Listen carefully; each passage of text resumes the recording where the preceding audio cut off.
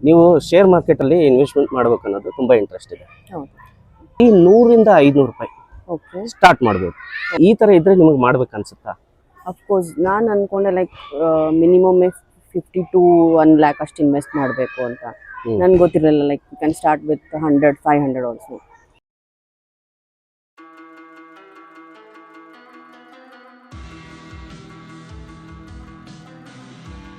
ನಮಸ್ಕಾರ, ನನ್ನ ಹೆಸರು ಶಿವಶಂಕರ್ ಅಂತೇಳಿ. ನಾನು ರೀಸೆಂಟಾಗಿ ಒಂದು ಮನಿ ಶಾಪಿಂಗ್ ಅಂತೇಳಿ ಯೂಟ್ಯೂಬ್ ಚಾನಲ್ ಸ್ಟಾರ್ಟ್ ಮಾಡಿದ್ದೀನಿ. ಓಕೆ. ಅದರಲ್ಲಿ ನಾನು ನನ್ನ ಫೈನಾನ್ಷಿಯಲ್ ಇನ್ವೆಸ್ಟ್ಮೆಂಟ್ ಬಗ್ಗೆ ನನ್ನ ಅನಿಸಿಕೆ, ನನ್ನ ಕಲಿಕೆ ಏನಿದೆ ಅದನ್ನೆಲ್ಲ ನಾನು ಪಬ್ಲಿಕ್ಕಿಗೆ ಶೇರ್ ಮಾಡೋಣ ಅಂಥೇಳಿ ಟ್ರೈ ಮಾಡ್ತಾ ಇದ್ದೀನಿ. ಹಾಗೆ ಇವತ್ತು ನಾನೇನಂದರೆ ಸ್ವಲ್ಪ ಪಬ್ಲಿಕ್ಕಾಗಿ ಹೊರಗಡೆ ಬೇರೆ ಬೇರೆ ಜೊತೆಗೆ ಬೇರೆ ಬೇರೆ ಕ್ಯಾಟಗರಿ ಆಫ್ ವರ್ಕಿಂಗ್ ಸ್ಟೈಲ್ ಇರೋರಿಗೆ ಅವರಿಗೆ ಇನ್ವೆಸ್ಟ್ಮೆಂಟು, ಫೈನಾನ್ಷಿಯಲ್ ಫ್ರೀಡಮ್ಮು, ಸೇವಿಂಗ್ಸು ಅದ್ರ ಬಗ್ಗೆ ಏನಾದರೂ ಅವ್ರಿಗೆ ಯಾವ ಥರ ಗೊತ್ತಿದೆ, ಅವರಿಂದ ನಾನು ಏನಾದರೂ ತಿಳ್ಕೊತೀನ, ನನ್ನಿಂದ ಅವ್ರಿಗೆ ಏನಾದರೂ ತಿಳ್ಕೊಳಕ್ಕಾಗುತ್ತಾ ಅಂತೇಳಿ ಟ್ರೈ ಮಾಡ್ತಾ ಇದ್ದೀನಿ. ಅದಕ್ಕೆ ಒಂದು ಸ್ಮಾಲ್ ಇಂಟರ್ವ್ಯೂ ನಿಮ್ಮ ಜೊತೆ ಸ್ವಲ್ಪ ಕ್ವಶನ್ಸ್, ಸಿಂಪಲ್ ಆಗಿರೋ ಕ್ವಶನ್ಸ್ ಕೇಳ್ತೀನಿ. ಅದಕ್ಕೆ ನಿಮ್ಗೆ ಓಕೆನಾ? ಓಕೆ, ಸರಿ. ಸ್ವಲ್ಪ ನಿಮ್ಮ ಹೆಸರು, ನಿಮ್ಮ ಇಂಟ್ರಡಕ್ಷನ್ ಕೊಡಿ. ನಾನು ಶ್ರೀಲತಾ ಅಂತ. ಇಲ್ಲಿ ನಿಮಗೆ ಫಸ್ಟ್ ನಾನು ಒಂದು ಕ್ವಶನ್ ಕೇಳೋದಂದರೆ, ನೀವು ಸೇವಿಂಗ್ಸು, ಇನ್ವೆಸ್ಟ್ಮೆಂಟು ಏನಾದರೂ ಮಂತ್ಲಿ ಆಗಿರ್ಬೋದು, ಫ್ರೀಕ್ವೆನ್ಸಿ ಎನಿಥಿಂಗ್, 6 ಮಂತ್ಗೆ, ಇಯರ್ಲಿ ಏನಾದರೂ ನೀವು ಮಾಡ್ತಾ ಇದ್ದೀರಾ? ಎಫ್ ಡಿ ಮಾಡ್ತಾ ಇದ್ದೀನಿ. ಎಫ್ ಡಿ ಮಾಡ್ತಾ ಇದ್ದೀರಾ? ಓಕೆ. ನಿಮ್ಮ ಮನೆಯಲ್ಲಿ ಇನ್ವೆಸ್ಟ್ಮೆಂಟ್ ಅಂದರೆ ಯಾರು ಮಾಡ್ತಾರೆ? ನೀವು ಮಾಡ್ತಾರಾ, ನಿಮ್ಮ ಮನೆಯವ್ರು ಮಾಡ್ತಾರೆ? ಇಲ್ಲ, ಹಸ್ಬೆಂಡೇ ಮಾಡ್ತಾರೆ. ಅವರೇ ಮಾಡ್ತಾರೆ. ಸೇವಿಂಗ್ಸು, ಇನ್ವೆಸ್ಟ್ಮೆಂಟ್ ತುಂಬ ಜನ ಮಾಡ್ತಿದ್ದಾರೆ. ನನಗೆ ನನ್ನ ಅನಿಸಿಕೆ ಏನಂತಂದರೆ, ನಾನು ತುಂಬ ಜನ ಫ್ರೆಂಡ್ಸಿಗೆ, ರಿಲೇಟಿವ್ಸಿಗೆ, ಪಬ್ಲಿಕ್ಕಿಗೆ ನಾನು ಅಪ್ರೋಚ್ ಮಾಡಿದಾಗ ತುಂಬ ಜನ ಜಾಬ್ ಹೋಲ್ಡರ್ಸ್ ಏನು ಹೇಳ್ತಾರೆ, ನಂಗೆ ಟೈಮೇ ಸಿಗಲ್ಲ. ಕರೆಕ್ಟ್. ಈಗ ಸ್ಟಾಕ್ ಮಾರ್ಕೆಟ್ ಅಂತ ಹೇಳಿದಾಗ ಟೈಮ್ ಸಿಗಲ್ಲ ಅಂತ. ಹೌದು.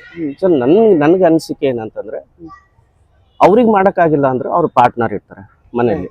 ಯಾರಿಗಾದ್ರೂ ಇಬ್ರು ವರ್ಕಿಂಗ್ ಇರ್ಬೋದು, ಒಬ್ರು ವರ್ಕಿಂಗ್ ಇರ್ಬೋದು, ಒಬ್ರು ಬಿಸ್ನೆಸ್ ಮಾಡ್ತಿರ್ಬೋದು, ವೈಫು ಬಿಸ್ನೆಸ್ ಮಾಡ್ತಿರ್ಬೋದು. ಅದರಲ್ಲಿ ಇಬ್ಬರಲ್ಲಿ ಒಬ್ರು ಯಾರಾದರೂ, ಅದರಲ್ಲಿ ಸ್ಪೆಷಲಿ ನನಗೆ ಏನು ಅನ್ಸುತ್ತೆ ಅಂದರೆ, ಹೌಸ್ ವೈಫ್ ಇದ್ದಾರೆ ಅಂದರೆ ಅವ್ರಿಗೆ ಒಂದು ಸ್ವಲ್ಪ ಟೈಮ್ ಇರುತ್ತೆ. ಆಮೇಲೆ ಅವರು ಫೈನಾನ್ಸ್ ಮ್ಯಾನೇಜ್ ಮಾಡೋದ್ರಲ್ಲಿ ಮನೆಯಲ್ಲಿ ತುಂಬ ಪರಿಣಿತರಿರ್ತಾರೆ. ಅವ್ರಿಗೆಲ್ಲ ಗೊತ್ತಿರುತ್ತೆ ಗ್ರೋಸರಿ ಏನು ತರಬೇಕು, ಯಾವ ಥರ ಮ್ಯಾನೇಜ್ ಮಾಡಬೇಕು, ಫೈನಾನ್ಷಿಯಲಿ ಮನೇಲಿ ಎಲ್ಲ ಮಾಡ್ತಿರ್ತಾರೆ. ಬಟ್ ಏನಂದರೆ, ಅದೇ ಒಂದು ಸ್ವಲ್ಪ ನಾಲೆಜ್ನ ಎಕ್ಸ್ಟೆಂಡ್ ಮಾಡಿಬಿಟ್ಟು ಇನ್ವೆಸ್ಟ್ಮೆಂಟಲ್ಲಿ ಮಾಡಿದರೆ ಅದು ತುಂಬ ಚೆನ್ನಾಗಿರುತ್ತೆ. ಸೊ ಅದಕ್ಕೆ ನಾನು ಏನು ಹೇಳ್ತೀನಿ, ಒಂದು ಡಿಸಿಪ್ಲಿನ್ ಆಗಿ ಮನೆಯಲ್ಲಿ ಒಬ್ಬರು ಮಾಡಿದರೆ ಅದನ್ನು ನೆಕ್ಸ್ಟ್ ನೆಕ್ಸ್ಟ್ ಜನ್ರೇಷನ್ಗೆ, ನಮ್ಮ ಮಕ್ಕಳಿಗೆ ಅದನ್ನು ಹಾಗೆ ಅದನ್ನು ಡಿಸಿಪ್ಲಿನ್ನ ಕಲಿಸ್ಕೊಂಡು ಹೋಗ್ಬೋದು. ಈ ಇನ್ವೆಸ್ಟ್ಮೆಂಟು, ಫೈನಾನ್ಷಿಯಲ್ ಮ್ಯಾನೇಜ್ಮೆಂಟು, ಮನಿ ಮ್ಯಾನೇಜ್ಮೆಂಟು ಯಾವ ಸ್ಕೂಲಲ್ಲೂ ಹೇಳ್ಕೊಡಲ್ಲ. ಆಮೇಲೆ ನಮಗೂ ನಮ್ಮ ತಂದೆ ತಾಯಿ, ನಮ್ಮ ತಾತ ಅಜ್ಜಿ ಅವರು ಅಷ್ಟೊಂದು ಹೇಳ್ಕೊಟ್ಟಿಲ್ಲ. ಸಿಂಪಲ್ ಆಗಿ ಸೇವ್ ಮಾಡ್ರಿ ಅಂತ ಹೇಳ್ತಾರೆ, ದುಡ್ಡು ಉಳಿಸಿ. ಬಟ್ ದುಡ್ಡನ್ನ ಇನ್ವೆಸ್ಟ್ಮೆಂಟ್ ಮಾಡಿ ಗ್ರೋತ್ ಯಾವ ತರ ಮಾಡೋದು ಯಾರು ಹೇಳ್ಕೊಟ್ಟಿಲ್ಲ. ಅವರಿಗೆ ಎಷ್ಟು ಗೊತ್ತಿದೆ ಅವ್ರು ಹೇಳಿದ್ದಾರೆ. ಈಗಿನ ವರ್ಲ್ಡ್ ಅಲ್ಲಿ ನಮಗೆ ಒಂದು ಅಪಾರ್ಚುನಿಟಿ ಏನಿದೆ, ಇಂಟರ್ನೆಟ್ ಇದೆ, ಫೆಸಿಲಿಟಿ ಏನಿದೆ, ಅದರಿಂದ ನಾವು ಇನ್ವೆಸ್ಟ್ಮೆಂಟ್ ಅನ್ನ ಈಸಿಯಾಗಿ ಮಾಡ್ಬೋದು.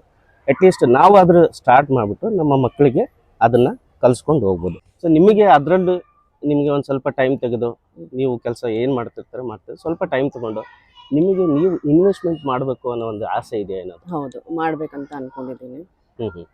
ಸೊ ಯಾವುದ್ರ ಬಗ್ಗೆ ಇನ್ವೆಸ್ಟ್ಮೆಂಟ್ ನಿಮಗೆ ಗೊತ್ತಿದೆ? ಯಾವುದೇ ಇರ್ಬೋದು, ಏನು ಇನ್ವೆಸ್ಟ್ಮೆಂಟ್ ನಿಮ್ಗೆ ಗೊತ್ತು, ಯಾವುದ್ರಲ್ಲಿ ತಿಳ್ಕೊಂಡು ಮಾಡಬೇಕು ಅನ್ನೋ ಒಂದು ಆಸೆ ಇದೆ? ಇದೆ, ಸ್ಟಾಕ್ಸ್ ಬಗ್ಗೆ ತಿಳ್ಕೊಂಡು ಜಸ್ಟ್ ಇನ್ವೆಸ್ಟ್ ಮಾಡಬೇಕು ಅಂತ, ಸೊ ದಟ್ ಏನಾದ್ರು ಪ್ರಾಫಿಟ್ ಸಿಗಲಿ. ಓಕೆ. ನೀವು ಶೇರ್ ಮಾರ್ಕೆಟಲ್ಲಿ ಇನ್ವೆಸ್ಟ್ಮೆಂಟ್ ಮಾಡಬೇಕು ಅನ್ನೋದು ತುಂಬ ಇಂಟ್ರೆಸ್ಟ್ ಇದೆ. ಹೌದು. ಅದರಲ್ಲಿ ನಿಮಗೆ ನಾಲೆಜ್ ಇಲ್ಲ, ಅಷ್ಟೊಂದು ನಾಲೆಜ್ ಇಲ್ಲ. ಅದರಲ್ಲಿ ಸ್ವಲ್ಪ ಕಷ್ಟ ಆಗುತ್ತೆ. ನಾಲೆಜ್ ಇತ್ತು ತೊಗೊಂಡೆ ಅಂದರೆ ನೀವು ಮಾಡೋಕ್ಕೆ ಇಂಟ್ರೆಸ್ಟಲ್ಲಿದೆ. ಸೊ ನಾನು ನಿಮಗೆ ಹೇಳಿದರೆ, ಸಿಂಪಲ್ ಆಗಿ ಸರಳ ವಿಧಾನದಲ್ಲಿ, ಜಾಸ್ತಿ ನಾಲೆಜು ಯಾವ ಕಂಪ್ನಿ ಬಗ್ಗೆನೂ ಜಾಸ್ತಿ ಸ್ಟಡಿ ಮಾಡ್ದೇ ಆರಾಮಾಗಿ ನೀವು ಮನೆಯಲ್ಲಿ ಯೂಸ್ ಮಾಡೋಂಥ ಪ್ರಾಡಕ್ಟ್, ನೀವು ಜುಡಿಯೋದಲ್ಲಿ ಬಟ್ಟೆ ತಗೋತೀರಾ, ನೀವು ಬೆಳಗ್ಗೆ ಎದ್ದ ತಕ್ಷಣ ಬ್ರಷ್ ಯೂಸ್ ಮಾಡ್ತೀರಾ, ಪೇಸ್ಟ್ ಯೂಸ್ ಮಾಡ್ತೀರಾ, ಸೋಪ್ ಯೂಸ್ ಮಾಡ್ತೀರಾ, ಹಲವಾರು ಪ್ರಾಡಕ್ಟ್ಸ್ಗಳು ನೀವು ರೆಗ್ಯುಲರ್ ಆಗಿ ಯೂಸ್ ಮಾಡ್ತೀರಾ. ಅದೇ ಕಂಪ್ನಿಗಳು ಯಾವುದು, ಆ ಪ್ರಾಡಕ್ಟ್ ಯಾವ ಕಂಪ್ನಿಯಿಂದ ಬರುತ್ತೆ, ಆ ಕಂಪ್ನಿ ಶೇರ್ ಏನು, ವ್ಯಾಲ್ಯೂ ಏನು, ಅಷ್ಟು ತಿಳ್ಕೊಂಡ್ರೆ ಸಾಕು. ಅದನ್ನೇ ತಿಳ್ಕೊಂಡು ಇದು ಒಂದು ಕಂಪ್ನಿ ಚೂಸ್ ಮಾಡೋ ವೇ. ಆಮೇಲೆ ನೀವು ಬರೀ 100 ರಿಂದ 500 ರೂಪಾಯಿ ಸ್ಟಾರ್ಟ್ ಮಾಡ್ಬೋದು. ಈ ತರ ಒಂದು ಸರಳ ವಿಧಾನದಲ್ಲಿ ನೀವು ಸ್ಟಾರ್ಟ್ ಮಾಡ್ಬೋದು. ಸೊ ಇವಾಗ ನಿಮ್ಗೆ ಏನ್ ಅನ್ಸುತ್ತೆ, ಈ ತರ ಇದ್ರೆ ನಿಮಗೆ ಮಾಡ್ಬೇಕು ಅನ್ಸುತ್ತಾ? ಯಾ, ಅಫ್ಕೋರ್ಸ್ ನಾನು ಅನ್ಕೊಂಡೆ ಲೈಕ್ ಮಿನಿಮಮ್ 50 to 1 lakh ಅಷ್ಟು ಇನ್ವೆಸ್ಟ್ ಮಾಡಬೇಕು ಅಂತ. ನನ್ಗೆ ಗೊತ್ತಿರಲಿಲ್ಲ like you can start with 100-500 also. If it is so I would definitely like to join, like have I mean get some idea and start. Yeah definitely ಇದು ತುಂಬಾ ನಿಜವಾಗ್ಲು ಈ share market ಅಲ್ಲಿ ಏನಾಗ್ಬಿಟ್ಟಿದೆ, ತುಂಬಾ ಜನ ಏನ್ ಅನ್ಕೊಂಡ್ಬಿಟ್ಟಿದ್ದಾರೆ ಅಂದ್ರೆ, ಕೆಲವರು ಮೋರ್ ದನ್ 50% ಇಂಡಿಯನ್ ಮಾರ್ಕೆಟ್ ಅಲ್ಲಿ ಇದು ಒಂಥರ ಜೂಜಾಟ ಅನ್ಕೊಂಡ್ಬಿಟ್ಟಿದ್ದಾರೆ. ಶೇರ್ ಮಾರ್ಕೆಟ್ ಎಲ್ಲ ಹಾಕೋದು, ಲಾಸ್ ಆಗೋದು, ದುಡ್ಡು ಬರೋದು, ಅದೊಂಥರ ಜೂಜಾಟ ಅನ್ಕೊಂಡಿದ್ದಾರೆ. ಬಟ್ ಆಕ್ಚುಲಿ ಶೇರ್ ಮಾರ್ಕೆಟ್ ಅಂದ್ರೆ ಇದು ನಮ್ಮ ಕಂಟ್ರಿ GDP ಅಲ್ಲಿಂದಲೇ ಸ್ಟಾರ್ಟ್ ಆಗುತ್ತೆ. ಎಲ್ಲಾ ಅಮೌಂಟ್ ಏನಂದ್ರೆ ನಿಮಗೆ FD ಆಗಿರ್ಬೋದು, ಇನ್ಶೂರೆನ್ಸ್ ಆಗಿರ್ಬೋದು, ಮ್ಯೂಚುವಲ್ ಫಂಡ್ ಆಗಿರ್ಬೋದು, ಬ್ಯಾಂಕ್ಸ್ ಆಗಿರ್ಬೋದು, ಪ್ರಾವಿಡೆಂಟ್ ಫಂಡ್ ಆಗಿರ್ಬೋದು, ಎಲ್ಲಾನು ಶೇರ್ ಮಾರ್ಕೆಟ್ ಅಲ್ಲೇ ಹೋಗೋದು. ಯಾಕಂದ್ರೆ ಕಂಟ್ರಿ ನಡೆಯೋದೇ ಕಂಪ್ನೀಸ್ ಇಂದ, ಇಂಡಸ್ಟ್ರಿಯಿಂದನೇ ನಡೆಯೋದು. ಸೊ ಹಾಗಾಗಿ ದುಡ್ಡು ಅಲ್ಲಿ ತುಂಬಾ ಇರುತ್ತೆ. ಆಮೇಲೆ ನಾವು ಒಂದು ಸ್ಟ್ರಾಟಜಿ, ಒಂದು ಪ್ರಾಪರ್ ಆಗಿ ಸ್ಟ್ರಾಟಜಿ ಲಾಂಗ್ ಟರ್ಮ್ಗೋಸ್ಕರ ಸಿಂಪಲ್ ಆಗಿ ನಾವು ಸ್ಟಾರ್ಟ್ ಮಾಡಿದ್ರೆ ಆರಾಮಾಗಿ 100-500 ರೂಪಾಯಿಂದ ಸ್ಟಾರ್ಟ್ ಮಾಡಿದ್ರು you can reach in a crores. Example ಏನ್ ಹೇಳ್ತೀನಿ ಅಂದ್ರೆ, ಒಂದು ವಿಪ್ರೋ 1980ರಲ್ಲಿ ನಮ್ಮ ನಾವು ಯಾವಾಗ ಬರ್ನ್ ಆಗಿದ್ವಿ 80s ಅಲ್ಲಿ ನಾವು ಅಲ್ಲಿ ಜಸ್ಟ್ 3 ರೂಪಾಯಿ ಹಾಕಿದಾಗ ಇವತ್ತಿಗೆ 13 ಕ್ರೋರ್ಸ್ ಆಗಿದೆ. ಯಾವ್ದಾದ್ರು ಇನ್ವೆಸ್ಟ್ಮೆಂಟ್ ಅಲ್ಲಿ ಆಗುತ್ತಾ? ಇಷ್ಟು ಗ್ರೋತ್ ಯಾವ ಇನ್ವೆಸ್ಟ್ಮೆಂಟ್ ಅಲ್ಲೂ ಆಗಲ್ಲ. ಸೊ ಹಂಗಾಗಿ ನಾನು ಹೇಳ್ತೀನಿ, ಇವಾಗ ನಾವು ಸಿಂಪಲ್ ಆಗಿ ಕೆಲವು ಕಂಪ್ನಿಗಳು 100 ರೂಪಾಯಿಂದ ಇದೆ, ಕೆಲವು ಕಂಪ್ನಿಗಳು 200 ರೂಪಾಯಿ ಇದೆ, ಕೆಲವು ಕಂಪ್ನಿ 500 ರೂಪಾಯಿ ಇದೆ, 1000, 2000, 5000 ಇದೆ. ಬಟ್ ನಾವು ಸ್ಟಾರ್ಟ್ ಏನ್ ಮಾಡೋಣ, ಸಿಂಪಲ್ ಆಗಿ ಈ ತರ ಸ್ಟಾರ್ಟ್ ಮಾಡ್ಕೊಂಡು ಹೋದ್ರೆ ಒಂದು 6 ತಿಂಗಳಾದ್ರೂ ನೀವು ಒಂದು 5,000 ರೂಪಾಯಿ ಆದ್ರೂ ನೀವು ಸ್ಪೆಂಡ್ ಮಾಡ್ಬೋದು ಎಕ್ಸ್ಪೆರಿಮೆಂಟ್ಗೋಸ್ಕರ. ಆಮೇಲೆ ನಿಮ್ಗೆ ಅದು ಚೆನ್ನಾಗಿ ಅನಿಸ್ತಾ ಇದೆ ಅಂದ್ರೆ ನೀವು ಇನ್ಕ್ರೀಸ್ ಮಾಡ್ಕೊಂಡು ಹೋಗಿ. ಇನ್ಕ್ರೀಸ್ ಮಾಡ್ಕೊಂಡು ಪ್ರಾಪರ್ ಆಗಿ ನೀವು ಇನ್ವೆಸ್ಟ್ಮೆಂಟ್ ಗ್ರೋತ್ ಆದ್ರೆ ಎವ್ರಿ ಫ್ರೀಕ್ವೆನ್ಸಿ ಇಟ್ಕೊಂಡ್ಬಿಡಿ.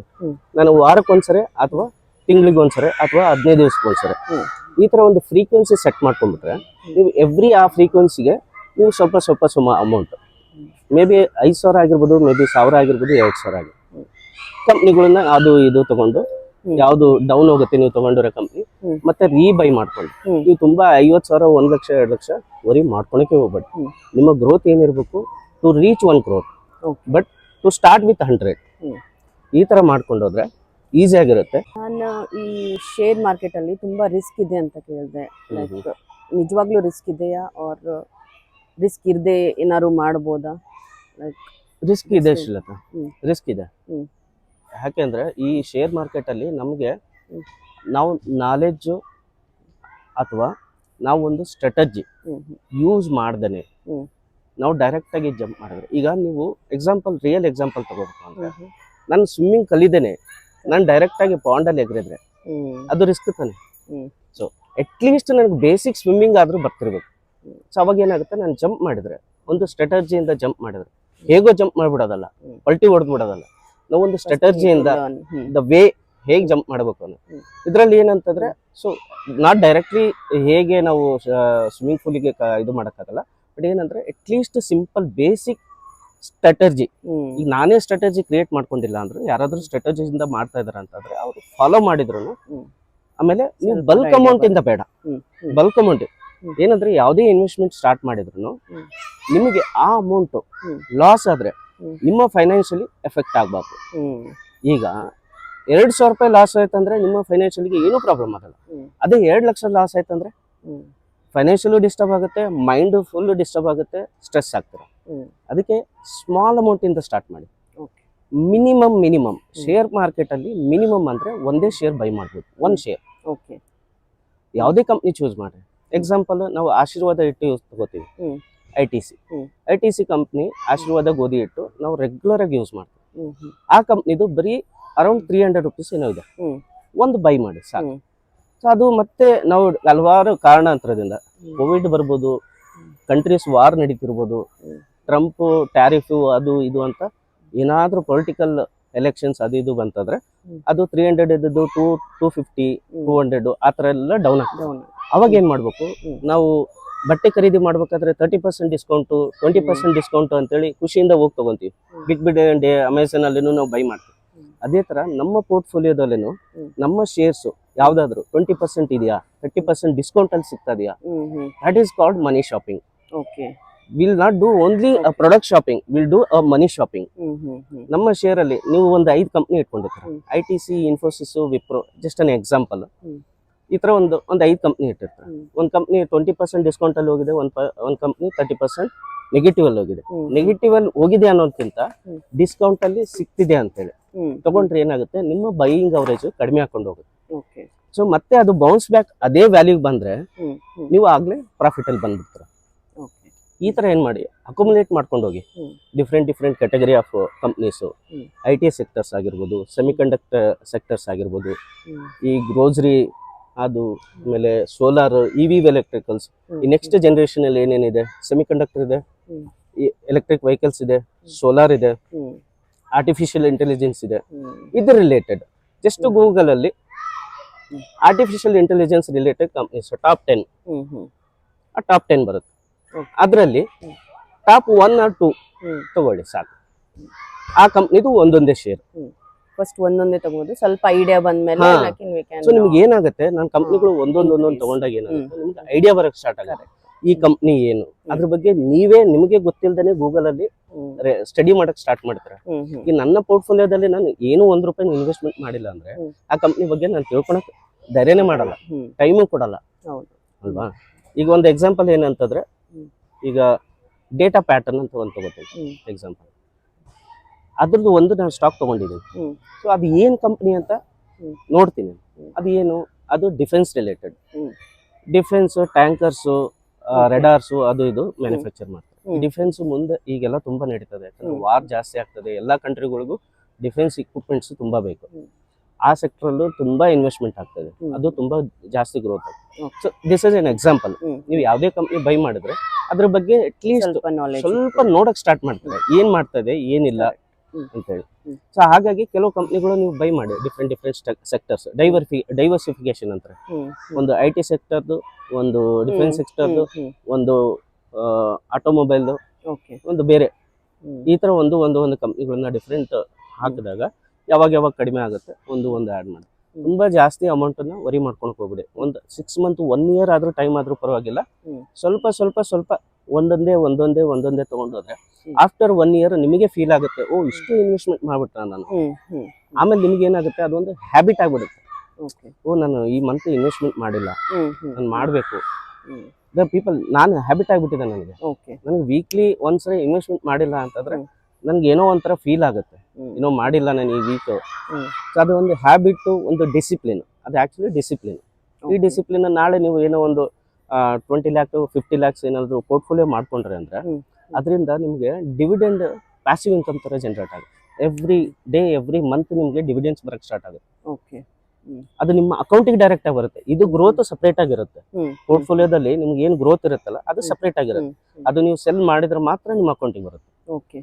ಇದು ಡಿವಿಡೆಂಡ್ ಏನಂತಂದ್ರೆ, ಆ ಕಂಪ್ನಿ ಪ್ರಾಫಿಟ್ ಬಂದಾಗೆಲ್ಲ ನಿಮ್ಮ ಅಕೌಂಟಿಗೆ ಡೈರೆಕ್ಟ್ ಆಗಿ ಡಿವಿಡೆಂಡ್ಸ್ ಬರುತ್ತೆ. ಅದು ಪ್ಯಾಸಿವ್ ಇನ್ಕಮ್ ಜನರೇಟ್ ಆಗುತ್ತೆ. ಈ ತರ ಹಲವಾರು ಬೆನಿಫಿಟ್ಗಳಿದೆ. ಈ ಸಿಂಪಲ್ ಮೆಥಡ್ ಹೇಳಿದೀನಿ, ನಿಮಗೆ ಒಂದ್ ಸ್ವಲ್ಪ ನಾಲೆಜ್ ಮಾಡ್ಬೋದು ಅನ್ನೋ ಒಂದು ಧೈರ್ಯ ಬಂದಿರಬೇಕು. ನಿಮಗೆ ಕಂಪ್ಲೀಟ್ ಆಗಿ ಇನ್ನೂ ಡೀಟೇಲ್ಸ್ ನೋಡ್ಬೇಕು, ತಿಳ್ಕೊಬೇಕು ಅಂದ್ರೆ ನನ್ನ ಮನಿ ಶಾಪಿಂಗ್ ಚಾನಲ್ ಅಲ್ಲಿ ನಾನು ಈ ಕಂಟೆಂಟ್ಸ್ ಗಳನ್ನೆಲ್ಲ, ಈ ಕಂಪ್ನೀಸ್ ಬಗ್ಗೆ ಆಗ್ಲಿ, ನಾನು ಹೇಗೆ ಬೈ ಮಾಡಿದೀನಿ, ಹೇಗೆ ಅದನ್ನ ಅವರೇಜ್ ಔಟ್ ಮಾಡಿದೀನಿ. ಅವರೇಜ್ ಔಟ್ ಅಂದ್ರೆ ನಾವು ಡಿಕ್ರೀಸ್ ಆದಾಗೆಲ್ಲ ಮತ್ತೆ ಬೈ ಮಾಡ್ತಿರ್ಬೇಕು, ಆ ತರ. ಆಮೇಲೆ ಯಾವ ತರ ನಾವು ಕಂಪ್ನಿ ಚೂಸ್ ಮಾಡಬೇಕು, ಎಲ್ಲಾ ಡೀಟೇಲ್ಸ್ ನಾನು ಕಂಟೆಂಟ್ ವಿಡಿಯೋಸ್ ಮಾಡಿ ಹಾಕ್ತಾ ಇರ್ತೀನಿ. ನೀವು ಸಬ್ಸ್ಕ್ರೈಬ್ ಮಾಡಿ, ಫಾಲೋ ಮಾಡಿ, ಅದನ್ನೆಲ್ಲ ವಿಡಿಯೋಸ್ ನೋಡಿ ನಿಮ್ಮ ಫ್ಯಾಮಿಲಿ ಫ್ರೆಂಡ್ಸ್ಗೂ ಶೇರ್ ಮಾಡಿ. ತುಂಬಾ ಧನ್ಯವಾದಗಳು ಈ ಒಂದು ಕಂಟೆಂಟ್ನ ವಾಚ್ ಮಾಡಿದ್ದಕ್ಕೆ. ಸೊ ಸಬ್ಸ್ಕ್ರೈಬ್ ಮಾಡಿ, ಲೈಕ್ ಮಾಡಿ, ಶೇರ್ ಮಾಡಿ. ಮತ್ತೆ ಸಿಗೋಣ ಮುಂದಿನ ಕಂಟೆಂಟಲ್ಲಿ.